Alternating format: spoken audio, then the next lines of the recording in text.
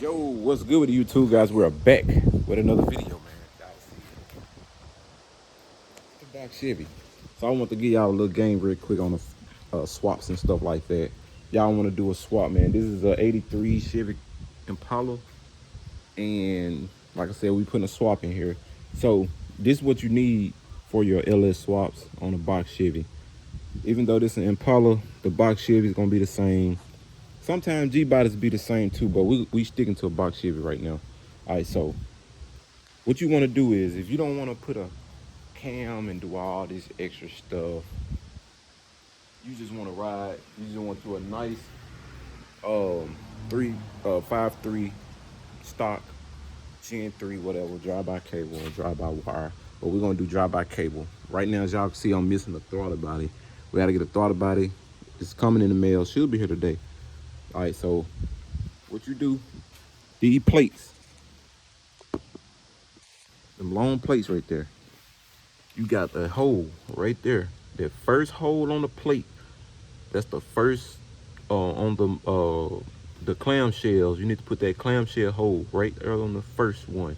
You got like 1, 2, 3, 4, 5, all the way down, but put it on that first one always. Now, the reason why is gonna give you enough room in the front, and this the room you're gonna have. As y'all can see right now, I just zip tied this fan on here and stuff like this. I normally run fans like this. It's never a problem. You can get you a fan from an '05 to a '06 Chevy Impala or a Chevy Malibu. This came from a Chevy Malibu or Impala. It's one of the two. So the radiator, this is a regular radiator. You see what I'm saying? It's a regular radiator for this vehicle. I didn't get the radiator with the fans. So I could have paid, get the radiator with the fans. I would have been probably like 260 or 300, right? But I paid $64 for a radiator, $50 for this. So that was right at what, 110, we'll say, for this setup. And that's what I use. And I never had a problem. I know it's not big up here, it's not tall, it don't cover up the whole thing. But if you think about it, if you get a radiator with the fans, it's gonna just be thick. And then your fan's still gonna be down, so it don't matter on that part. See what I'm saying? It's just how it looks. But if you wanna be cheap, if you got a junkyard, get you a $30 to a $50 fan for 2 dual fans. Get you a cheap radiator online. Put the 5.3 in. You're gonna set them on that last bolt, like I said. That'll not have it to the wall, and you won't have it too far up. Normally, when you put it on that first one, it sets your motor just perfect enough to where if you run the 4F60, your dry shaft, if you had a 700R coming out of it, you still can use that dry shaft and it'll be just perfect. But if you put this thing just an inch forward, now your dry shaft might be too short. And so far. And then you got to think about having it too close up here. You don't know how thick your fan's gonna be. You don't know how thick your radiator. You don't know if you need a water pump one day and you mess around and you trying to take the water pump off, but your motor like right here, and you know what I'm saying, that you ain't gonna have no room. Also, you can't do it because if you bring it up close, your pulley gonna be right up on here. And a lot of people be like, man, how do you have so much room? And I tell them, because I set it on the exact first bolt right there. So do it like that. You can run a truck style setup. You can run the intake truck style and all that stuff. So yes, you can do that. The hood gonna close. You're gonna have plenty of room, plenty of clearance. As y'all can know, on this side, this is my gas lines here. We just gotta run my gas lines here. We're gonna take these off, run our gas lines there. And what else? Like I said, everything else will work. Get a thought about it. We gotta get a bracket. I'm gonna need 2 brackets. I'm probably just going ahead and order one. I need one for my other project, but I need the bracket. And that'll set this starter cable. This is a LS1 starter cable right on that bracket. And this will pull out, and that'll be right there on that on the throttle. Got your map sensor. Like I said, we just wait on the harness. So once the harness come in, we can be able to crank it, because right now I got my gas lines hooked up and stuff in my gas tank. This car was a project, so it ain't had no wires. Now the purple wire is my crank, go to my starter, and then this wire here is my positive that goes to the battery. I mean to the starter.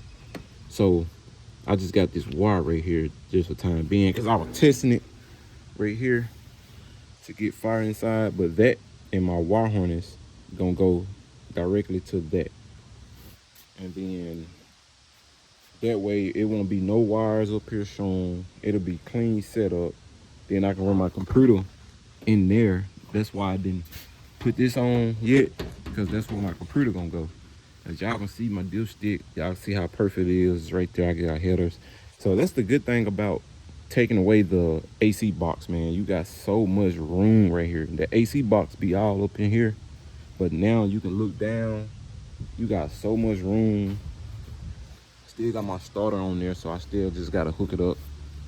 So I'm gonna wait till my wire harness get in for me to hook it up, man. And on this side, of course, you got your steering linkage and stuff. So we just gotta put a hose here and the hose there, of course. I ran some stuff yesterday. Now this is my fuel pump. So this gonna go to the fuse. But I'm trying to see, like I said, I'm thinking about running the harness inside. So I made this long so I can run this back across over there. Yeah, that's what I'm gonna have to do. Or I might gonna have to run that yellow wire that's in there. I might have to run it into that firewall and go to the inside of the motor. I mean the inside of the firewall and be inside the glove box. That's where I'm probably gonna mount the computer and all that stuff at. So stay tuned. This the hose I use. A lot of people like to use the AN fittings and the braided lines and the, what you call it, $200 some lines. But I'm gonna tell y'all something. I don't know if y'all ever heard of Rebel Ace hardware, whatever place y'all got in y'all city. This is some 3/8 hose, some fuel hose, right? This some good hose. Then I got 3/8 and 5/16. Y'all see the 5/16. So the 5/16 is smaller than a 3/8. The 5/16 is your return line. The 3/8 is my feed line. Y'all look at the hose, y'all can see the 5/8 a little thinner, and this one a little bigger. But this some good hose. And the reason why, you can barely squeeze it, so it's not gonna be, it's for pressure.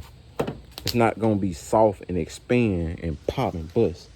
You know what I'm saying? It ain't gonna be nothing like, let me see. Nah, not this hose. But y'all know, y'all got some factory hoses under this car, right? And the factory hose is real. You can bend it, you can wrap it around your finger. But I did it one time on a swap, and I used my factory line. And the factory line, the metal rods that's going down there, that's fine. You can use them because, you know, they're gonna be the same size hose. But once you attach the hose to the rod, I had left mine factory, and the hose was soft. Man, when that 255 pound of pressure shot through that mother said, it busted. So that hose was real brittle and soft. Like I said, it was they call it what, 1980 something. So of course that hose gonna bust. But get you some of that thick hose, man, you can't go back. I'm telling you, can't go wrong. But yeah, man, like I said, this the setup we got. It's coming along. We changing this car to an actual Chevy Caprice. So when some people look at it, they're gonna be like, man, that's a Chevy Caprice. That's like a 87 through a 89 or a 88.